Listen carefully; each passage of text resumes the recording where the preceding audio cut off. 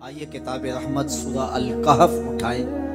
اللہ تعالیٰ نے ایک واقعہ بیان کیا ہے حضرت موسیٰ اور حضرت خضر علیہ السلام کا، کہ حضرت موسیٰ علیہ السلام عزم مصمم کر کے جب چلے تو اللہ فرماتا ہے کہ ہم نے حضرت موسیٰ علیہ السلام کو جس بندے کی نشانی بتائی تھی وہ بندہ ان کو وہاں مل گیا۔ سفید چادر اوڑے حضرت خضر علیہ السلام وہاں لیٹے ہوئے تھے، تو یہ جا کے ان کے پاس کھڑے ہو گئے کہ حضرت میں آپ کی خدمت میں اس لیے آیا ہوں کہ اللہ نے آپ کو جو خصوصی علم عطا کیے ہیں میں ان کو سیکھنے کی غرض سے آپ کی چوکھٹ پہ آیا ہوں۔ کہا تم میرے ساتھ صبر نہیں کر پاؤ گے، معاملے مشکل ہیں، سفر دشوار ہے، منزل کٹھن ہے، اور میرے معاملات ایسے ہیں کہ تم اعتراض کرو گے اس کے بغیر تم رہ نہیں سکتے۔ حضرت موسیٰ علیہ السلام نے کہا اگر اللہ نے چاہا تو آپ دیکھیں گے میں صبر کروں گا اور آپ کے کسی حکم کی کسی کام کی میں نافرمانی نہیں کروں گا، کسی کام کا انکار نہیں کروں گا۔ کہا کہ اچھا شرط یہ ہے کہ جو میں کروں اس پر تم اعتراض نہیں کرو گے، سوال نہیں کرو گے، یہاں تک کہ میں خود ہی نہ بتاؤں۔ تو کہا کہ یہ شرط ٹھہری، میں کوئی بات نہیں کروں گا۔ فانطلقا، دونوں چل پڑے، دریا کے پار جانا تھا۔ جو کشتی کا مالک تھا، کشتی باندھ تھا، وہ حضرت خضر علیہ السلام کو جانتا تھا تو اس نے کرایہ بھی نہیں لیا، لیکن جب کشتی پر سوار ہوئے تو عصا مار کے حضرت خضر علیہ السلام نے کشتی کا ایک پھٹا توڑ دیا۔ تو بے ساختہ حضرت موسیٰ علیہ السلام نے کہا آپ نے پھٹا توڑ دیا، یہ سارے ڈوب جائیں؟ کہا میں نے کہا تھا نا تم میرے کاموں پہ صبر نہیں کر پاؤ گے۔ تو حضرت موسیٰ کو یاد آیا، کہا میں بھول گیا تھا، اس پر مواخذہ نہ کیجیے۔ پھر دونوں چل پڑے، بچے کھیل رہے تھے، ایک خوبصورت لڑکا وہ بھی بچوں میں کھیل رہا تھا۔ حضرت خضر آگے بڑھے اور اس کی گردن مروڑ دی، اس کو قتل کر دیا۔ صاحب شریعت تھے حضرت موسیٰ علیہ السلام، نہ رہ سکے، پھر بول پڑے ایک جان کو بغیر کسی جان کے بدلے میں قتل کر دیا، اس نے گوایا کیا تھا ہمارا؟ آپ نے بہت ہی جو ہے وہ غلط کام کیا، یہ کام اچھا نہیں کیا آپ نے۔ کہا میں نے کہا نہیں تھا کہ تم میرے ساتھ صبر نہیں کر پاؤ گے۔ کہا ایک موقع اور دے دیجیے، اب اگر میں نے کوئی اعتراض اٹھایا تو پھر دوبارہ مجھے آپ اپنی صحبت میں نہ رکھیے، عذر تمام ہو جائے گا۔ پھر دونوں چل پڑے، یہاں تک کہ ایک بستی میں دونوں آئے تو آپ نے بستی والوں سے کہا کہ ہم مہمان ہیں، آپ ہماری مہمان نوازی کیجیے، کھانا کھلائیے۔ تو انہوں نے انکار کر دیا، کہا کہ ہم تو آپ کو بلایا نہیں ہے، آپ خود آئے ہیں، آپ اپنے کھانے کا خود انتظام کیجیے۔ گزر رہے تھے گلی سے تو ایک دیوار گرنا چاہ رہی تھی تو جلدی سے اس دیوار کو مرمت کر دیا۔ کہا حضرت ہم اگر چاہتے تو اس پہ اجر لے سکتے تھے، انہوں نے ہمیں کھانا تک نہیں دیا اور ہم ان کی دیواریں سیدھی کر رہے ہیں۔ کہا اب تمہاری میری جدائی ہو گئی، تم نے یہ بھی اعتراض کر دیا۔ تو انہیں یاد آیا کہ وہ یہ بھی اعتراض ہو گیا۔ اب میں تمہیں بتاتا ہوں کہ یہ 3 کام میں نے کیوں کیے۔ اللہ اکبر۔ اب سنیے، قرآن ہمیں بتاتا ہے کہ ظاہری علم بھی ہوتا ہے لیکن کوئی باطنی علم بھی ہوتا ہے۔ کہا وہ پہلی بات کشتی والی سنو، یہ 2 مسکین بچوں کی کشتی تھی، ان کے گھر کا چولہا اس کی کمائی سے جلتا تھا۔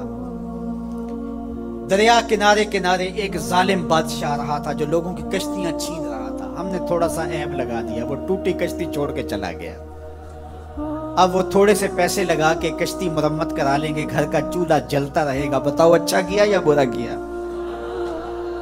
کہا رہی بات اس بچے کی جس کو ہم نے قتل کیا، اس کے ماں باپ مومن تھے، نیک تھے، صالح تھے، بچے نے بڑا ہو کے بہت برا ہونا تھا، ہم نے اس کو قتل کر دیا، اللہ اس کے بدلے ان کو بہتر اولاد دے گا۔ علماء تفسیر نے لکھا ہے اس بچے کے بدلے میں اللہ نے ان والدین کو ایک بیٹی عطا کی جس کی نسل سے 70 نبی پیدا ہوئے۔ دیوار کی کہانی بھی سن لیجیے، یہ شہر کے 2 یتیم بچوں کی دیوار تھی اور اس کے نیچے ان کا خزانہ تھا اور ان کا باپ بڑا نیک تھا۔ خزانہ دیوار کے نیچے ہے، دیوار گرنا چاہ رہی ہے، کسی معمولی دھکے سے گر جاتی۔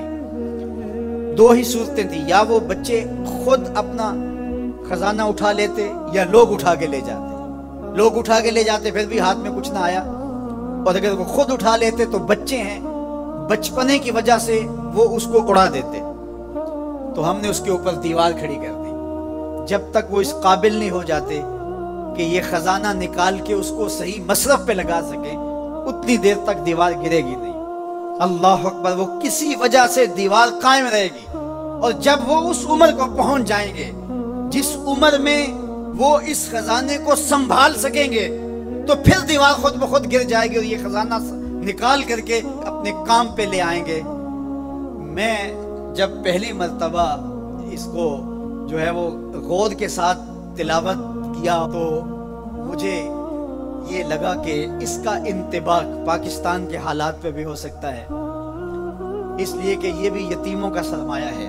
کتنے یتیم روتے بلکتے رہ گئے اور ان کے سر سے جو ہے وہ سائے اٹھ گئے اس وطن کے لیے، لیکن میرے مالک نے اس ملک کے خزانوں پر گہرے پہاڑ اور بڑی بڑی دیواریں کھڑی کر دی ہیں۔ جب تک یہ قوم بلوغت تک نہیں پہنچے گی اتنی دیر تک وہ خزانے ظاہر نہیں ہوں گے، اور جب یہ قوم اپنی بلوغت تک پہنچے گی، شعوری بلوغت، فکری بلوغت، علمی بلوغت، اور رب سے جو وعدہ کیا تھا پاکستان کا مطلب کیا، لا الہ الا اللہ، جب اس بلوغت تک یہ پہنچ جائے گی، اس وعدے کی تکمیل ہوگی، پھر رب دیوار ہٹا دے گا اور پاکستان کو اللہ اتنے خزانے دے گا اور پاکستان ایسا مالا مال ہوگا دنیا دیکھنے آئے گی انشاءاللہ۔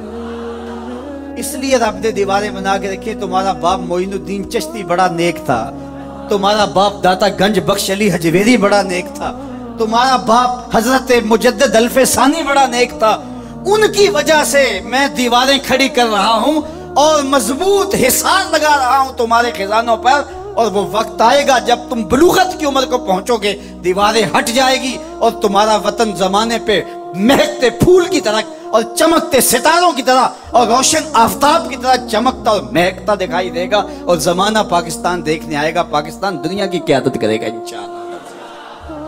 تو کہا یہ تعویل ہے ان باتوں کی جو باتیں میرے رب نے مجھے بتائی، اور یہ میں نے اپنی مرضی سے نہیں کہی، اور جو میں نے کیا اپنی مرضی سے نہیں کیا۔ تو یہ باطنی باتیں ہیں، شاید یہ باطنی باتوں کے جوش میں یہ بات بھی میں کر گیا۔ وہ کیا کسی نے کہا تھا کہ بھری محفل میں ایک راز کی بات کہہ دی، بڑا بے ادب ہوں سزا چاہ۔